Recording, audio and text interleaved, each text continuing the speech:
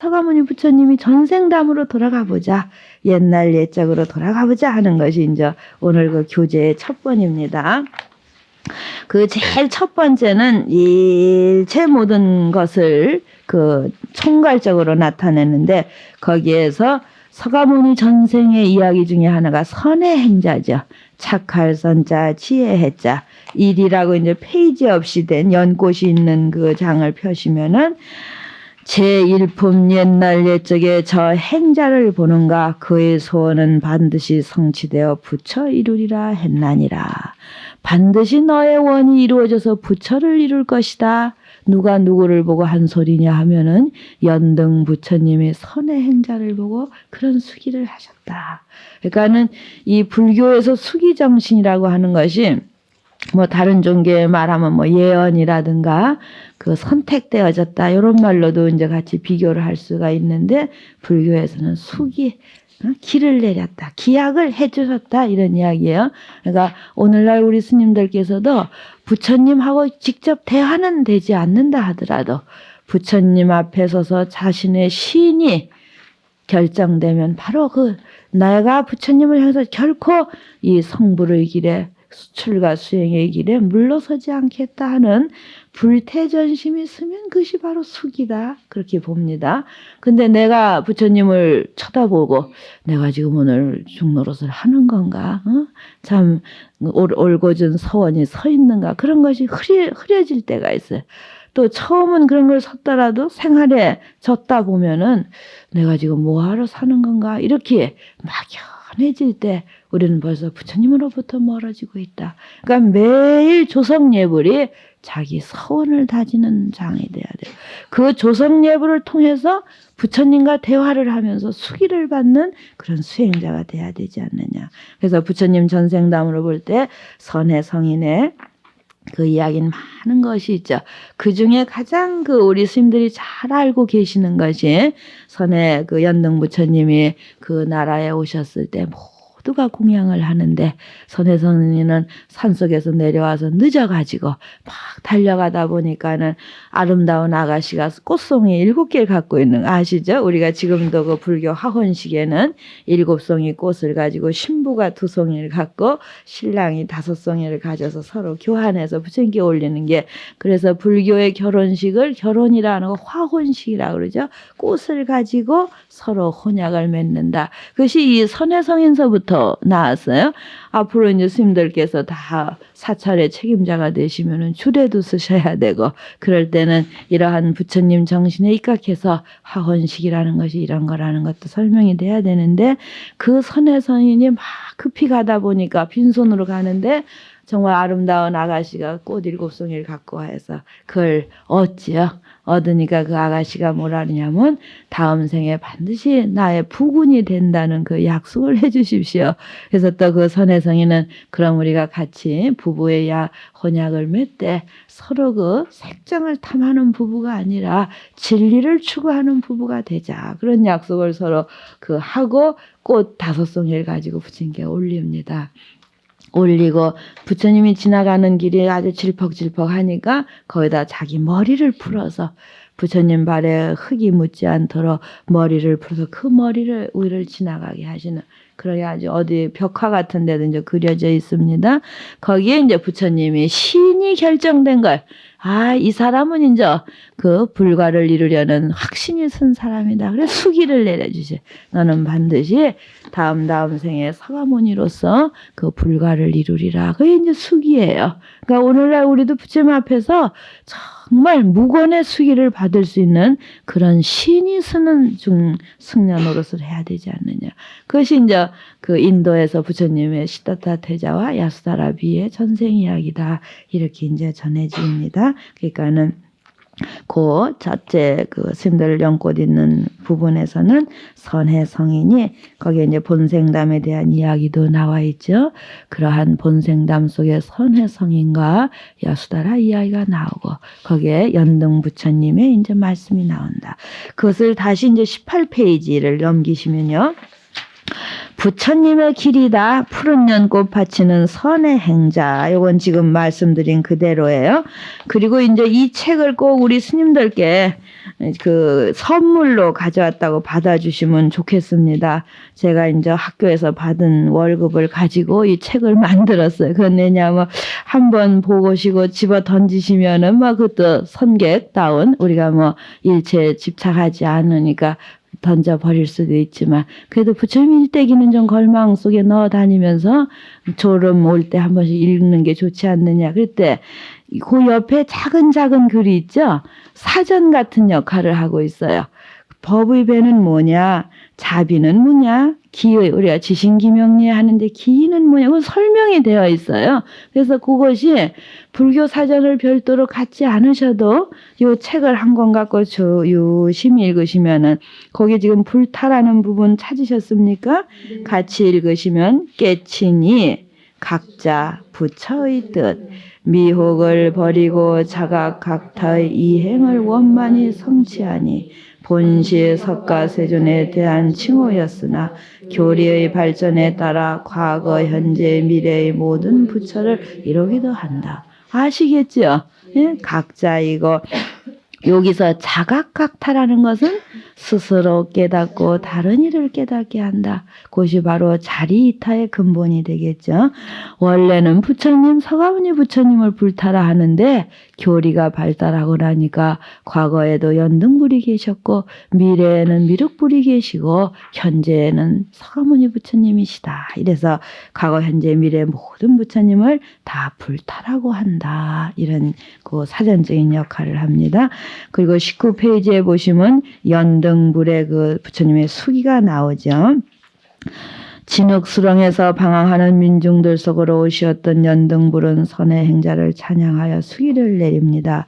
행자여 그대는 과거세로부터 오래도록 많은 수행을 닦아 몸과 마음을 바쳐 사람들을 위해 힘써왔으며 욕망을 버리고 자비의 씨앗 뿌렸더라.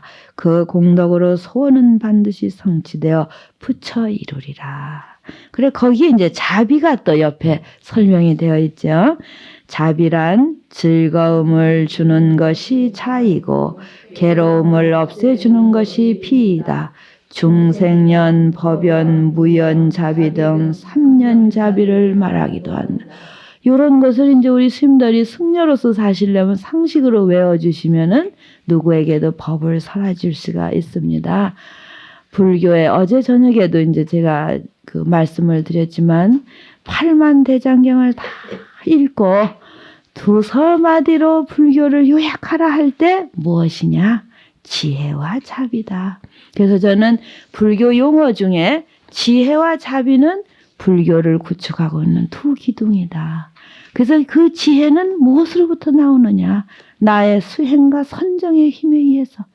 그래서 지혜가 갖추어지면 모든 것을 바르게 보고 탐욕하지 않고 탐진치 삼독을 여의고 자기를 올곧게 세울 수 있는 힘이 지혜다 이 말이에요.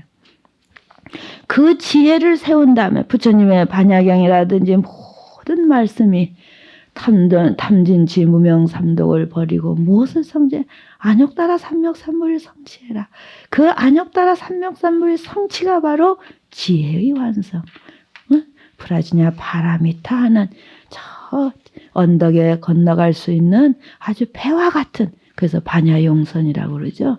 우리의 제업으로는 도저히 저 열반의 언덕에 갈 수가 없는데 무엇을 타면 되느냐? 지혜의 배를 타면 된다. 그래서 그 지혜는 나의 참선 수행과 선정과 모든 공덕에 의해서 이루어지는 것이 지혜예요. 그 힘을 가지고 그대로 있으면 안 되죠. 그 힘을 일체 중생에게 베풀 때 그건 자비의 힘이다. 그래서 모든 공덕, 모든 선행을 우리가 금강경에 읽으시면 수일체 선법하야 즉득 안욕따라 삼명삼불.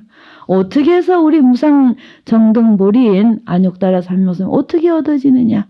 일체 선법을 다 닦아서 일체 중생에 이익된 일이라면 단 하나도 빼놓지 않은 것이 부처님 전생의 이야기예요. 그 무수한 공덕을 닦아서 그 공덕을 일체 중생에 베풀어주는 것이 바로 자비다. 근데 그 자비가 자는 뭐냐? 아주 기뻐해 주는 것. 남에게 행복을 주고 남을 즐겁게 해주는 것이 자. 비는 뭐예요? 슬플 비자죠. 안타까워하는 마음. 아우 저렇게 고생해서 어떡하나. 저렇게 어리석어서 어떡하나. 저렇게 탐욕심이 많아서 어떡하나 해서 정말 부모 이상의 간절한 마음으로 안타까워해주는 마음이 비예요. 그래서 우리가 관세음보살님을 발고열악이라 하죠. 괴로움으로부터 건져주고 빼주고 즐거움을 준다.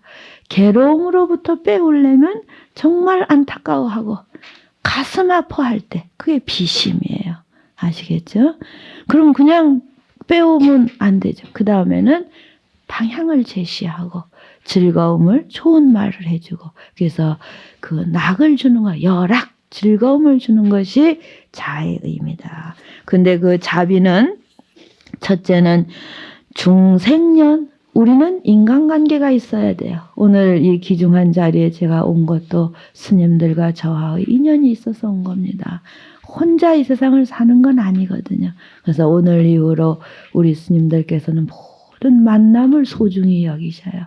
참 그 많은 세월, 그 많은 일 중에 어떻게 오늘 우리가 부도함에 이렇게 만났을까?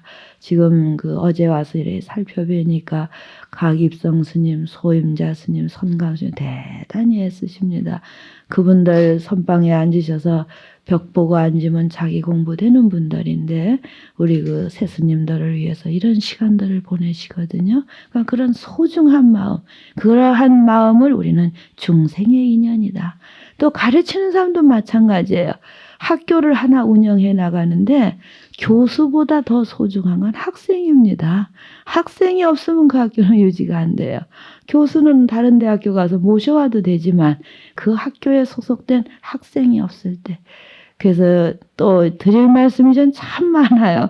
참 많은데 그중에 지금 학생 이야기를 하다 보니까 불교가 다른 종교하고 아주 특이한 것이 기의하는 대상을 불법승 삼보에 놓고 있어요. 기독교는 하느님 절대 일인이에요. 유일신.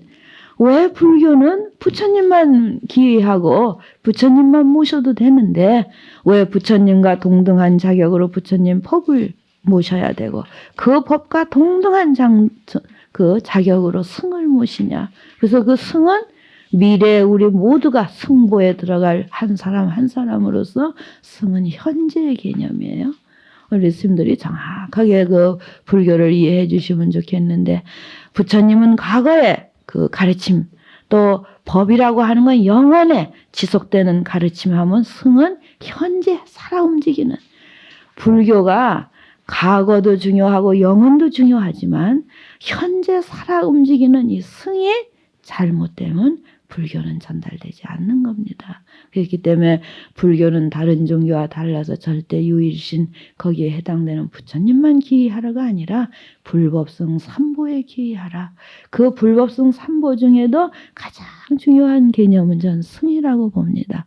그 현재 그 시대를 살아가는 승이 승다워야 되고 부처님의 정신과 가르침을 그대로 전달할 수 있을 때 그 법은 그 승단은 살아 움직인다. 그래서 불교는 항상 현재에 그 중심을 두고 있다. 그 현재에 있는 모두가 누구냐? 바로 우리 부처님 제자들이다. 우리 부처님 제자들이 자각하지 못하고 자기의 바른 인식을 갖지 못할 때 오늘날 불교는 바로 서기 어렵다 이 말. 그래서 기성세대 승려들이 여러분들을 소중하게 여기는 것은 바로 중생의 인연으로 미래의 불교를 짊어질 후배 스님들이기 때문에 그 소중히 여기는 것. 그런가 하면 법의 인연이 있어야죠. 이런 기초선언이다, 강당이다, 승가대학이다 다 벌려놔도 오지 않고 본인이 하려고 안 하면 안 됩니다. 우리는 진리의 인연을 심어야지 돼요. 진리의 인연이 없으면 안 돼요. 그리고 무연, 부처님의 대접이죠. 이런저런 인연이 없어도 중생을 따라가면서 제도하려는 거. 찾아다니면서. 부처님 45년이 행각이었어요. 어디 머물러서 제자들 오라 하시지 않았죠. 거리거리 다니면서. 아까 걸식을 말씀하실 때 첫째의 사상이 무소유고 두 번째는 뭐냐 하면은 일체 중생을 교화하는 거. 절에 그냥 들어앉아 있는 것이 아니라 거리거리 걸식을 하면서 중생에게 법의 인연을 심어준 것이 걸식의 정신이다. 오늘날 우리 한국 불교가 굉장히 침체되어 있는데 일요일날 고속도로를 특히 이제 경인도로 같은 데를 달려보면요. 젊은 목사들이 봉고차를 가지고 전부 운전을 하고 다닙니다. 그건 뭘 하냐 하면은 구석구석에 있는 사람들을 태워갖고 교회에 데리고 가서 그래 법회를 해요. 우리가 불교가 왜 이리 침체되느냐고 한탄만 하면 안 됩니다. 우리가 오늘날 뭘 하고 어떻게 사느냐를 자기 반성을 해야 되거든요. 젊은 목사가 봉고를 가지고 그 경인 일대 오지 못하는 오지에 있는 사람들 다 날라서 교회에 갖다 놓고 1시간 설교를 하는 그런 시대인데 우리는 절에 찾아오는 불자도 다 흡족하게 해서 보내지 못하는 이러한 것은 우리 젊은 스님들이 뼈저리게 반성해서 부처님 일대기를 보면 부처님은 한 중생 마지막 중생까지 제도하려고 하는 거 법을 아끼지 않았다. 그는 현재 살아있는 불교 승가가 움직여야 된다 하는 그런 가르침이 되겠습니다. 그래서 19페이지 그렇게 정리가 되셨죠. 그 다음에 20페이지를 보시면은요, 거기에 부처가 되는 길, 우리가 이제 결국 최고의 목적은 부처님이 되는 길인데, 부처가 되는 길은 어떠한 것이 있을까? 그래, 이제 이 아이가 전개되는데, 지금 말씀드린 대로 그 선의 행자가 한 일제 제불 부처님을 예경하는 거.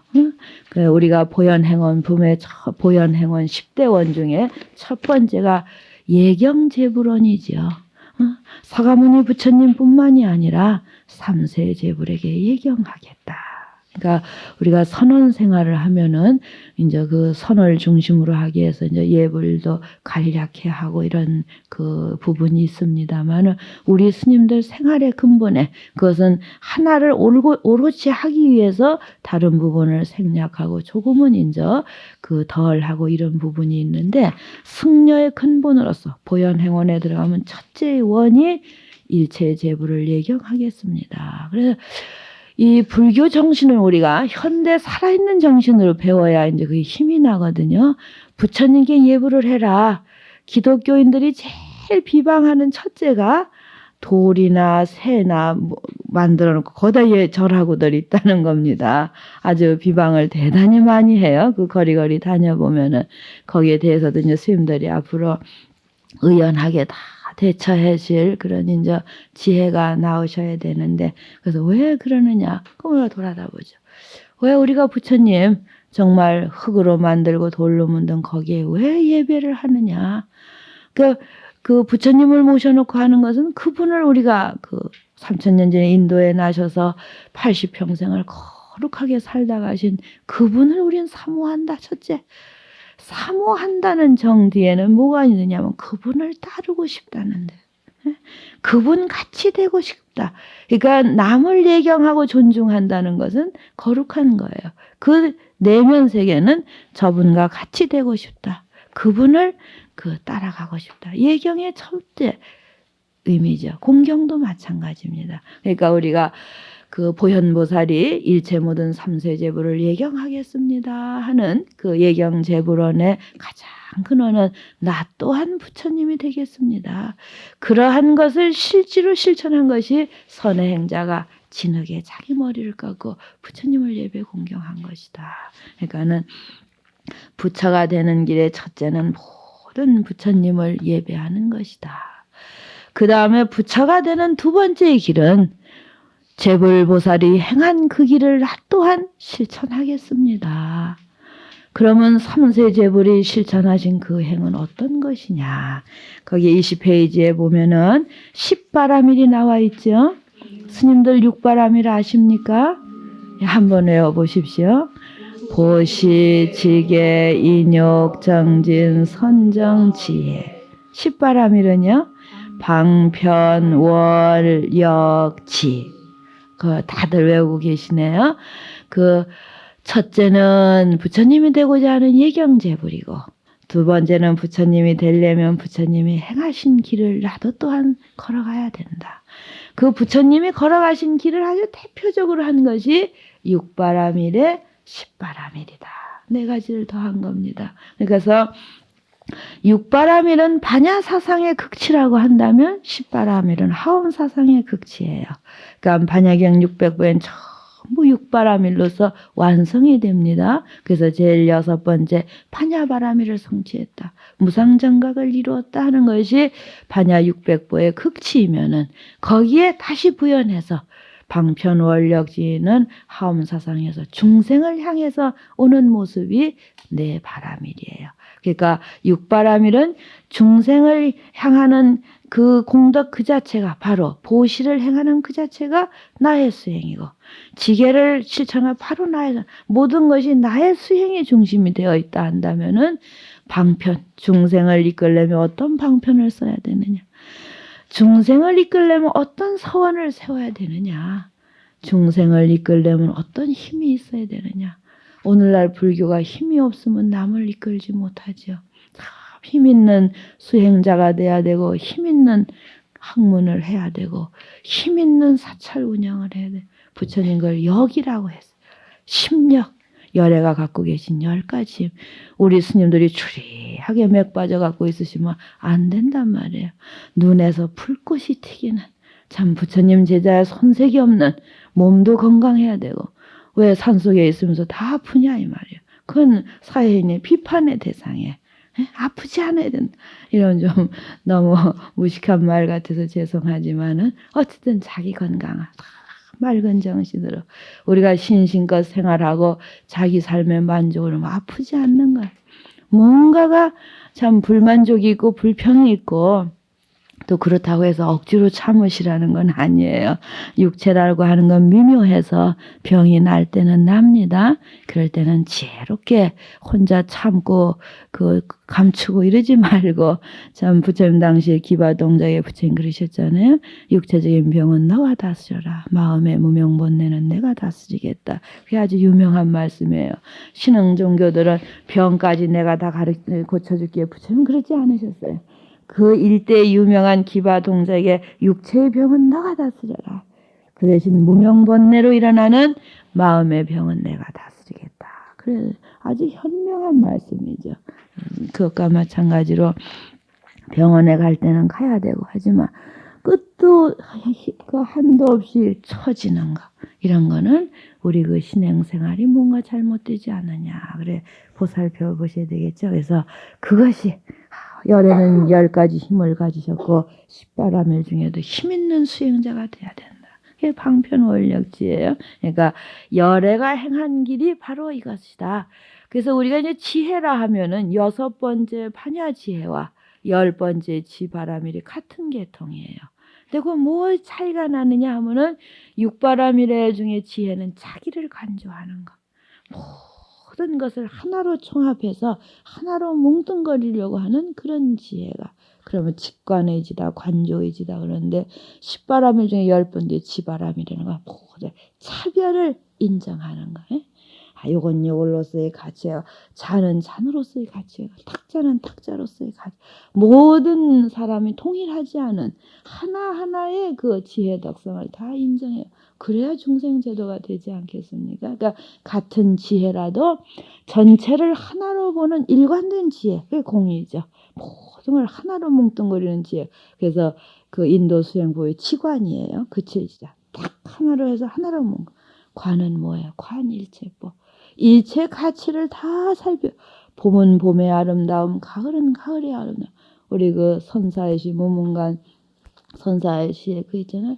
추녀백화 추유월 하유양풍동요설 양무한사 계심도 변시인간 호시절이라는 그 선사의 개송에서 추녀백화 추유월, 지금 겨울, 요번 겨울은 더 나기가 힘들었습니다.